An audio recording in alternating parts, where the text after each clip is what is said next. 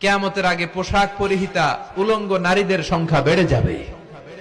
তো কিয়ামতের আগে মারে ভুলে যাবে, মাকে ভুলে গিয়ে স্ত্রীর পেছনে পেছনে দৌড়াবে। আল্লাহ তাআলা বলছেন, হে নবী, লোকেরা আপনাকে কিয়ামতের ব্যাপারে জিজ্ঞেস করে, আপনি কিয়ামতের ব্যাপারে কি বলবেন? আপনি তো কিছু জানেন না এই ব্যাপারে। এই ব্যাপারে জানে কে? বিশ্বনবী যখন মক্কার জমিনে কিয়ামতের ব্যাপারে বারবার মক্কার লোকদেরকে সাবধান করতে শুরু করলো যে এই দিন দিন না, আরো দিন, এই দিনটাই দিন নয়, বিশাল একটা জগৎ পড়ে আছে, সেটা শুরু হবে কিয়ামত দিয়ে, সব লন্ডভন্ড হয়ে যাবে।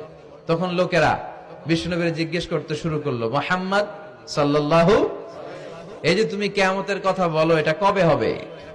ইয়াসআলুনাকা আনিস সাআতি আইয়ানা মুরসাহা ফীমা আনতা মিন যিকরাহা ইলা রাব্বিকা মুনতাহাহা। সুবহানাল্লাহ পড়েন। ও নবী, লোকেরা আপনারা জিজ্ঞেস করে কিয়ামত কবে হবে, কিন্তু কবে হবে এটা আপনি কেমন করে বলবেন? এটা তো আপনি জানেন না, গোটা বিশ্বের কেউ জানে না, জানে একজন, তিনি কে? They are asking about the day of resurrection. People are asking you about Qiyamah. Who are you to talk anything about it? Only Allah has the final word regarding Qiyamah. ও নবী, লোকেরা আপনারা কিয়ামত কবে হবে খালি ধরে জিজ্ঞেস করে, তো এই ব্যাপারে আপনি কথা বলবেন কি করে? এই ব্যাপারে কোনো জ্ঞান তো আমি আপনাই দেইনি। কিয়ামত কবে হবে এটা জানি শুধুমাত্র আমি আল্লাহ। চিল্লায় বলেন ঠিক কিনা? বিশ্বনবী মক্কায় কিয়ামতের ঘোষণা দিলেন। বিশ্বনবী বললেন, এই পৃথিবী এরকম থাকবে না, সব ভেঙে চুরে খান খান হয়ে যাবে। আল কারিআতু মাল কারিআতু ওয়া মা আদরাকা মাল কারিআহ। বিকট একটা আওয়াজ হবে, ইসরাফিল যখন সিংহায় ফুৎকার দিবে, গোটা বিশ্বটারে মেসাকার করে দিবে কে? আবার বিশ্বনবী শোনাতে লাগলেন, ইদা জুলজিলাতিল আরদু জিলজালাহা ওয়া আখরাজাতিল আরদু আসকালাহা।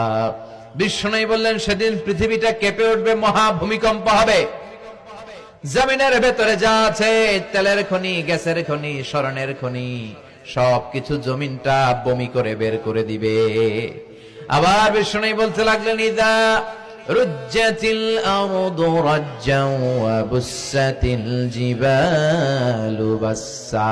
সুবহানাল্লাহ পড়েন।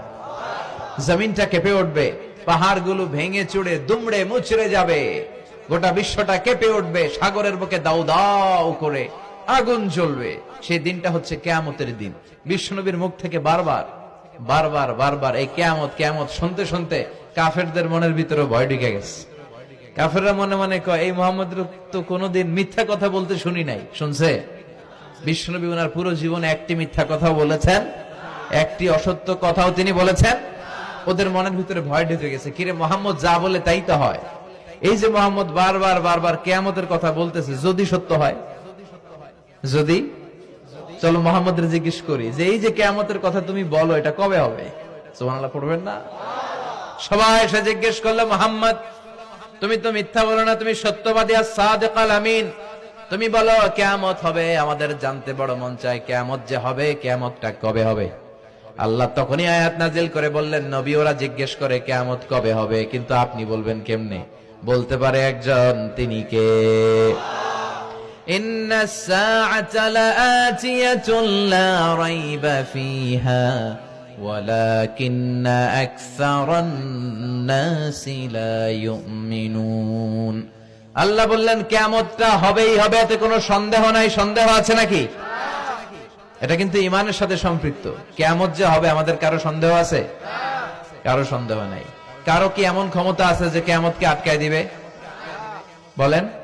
পৃথিবীর কোন প্রধানমন্ত্রী, প্রেসিডেন্ট, পুলিশ প্রধান, র্যাবের প্রধান, বিডিআর, সেনাবাহিনী, Donald Trump, Barack Obama, George W Bush, Vladimir Putin, Narendra Modi,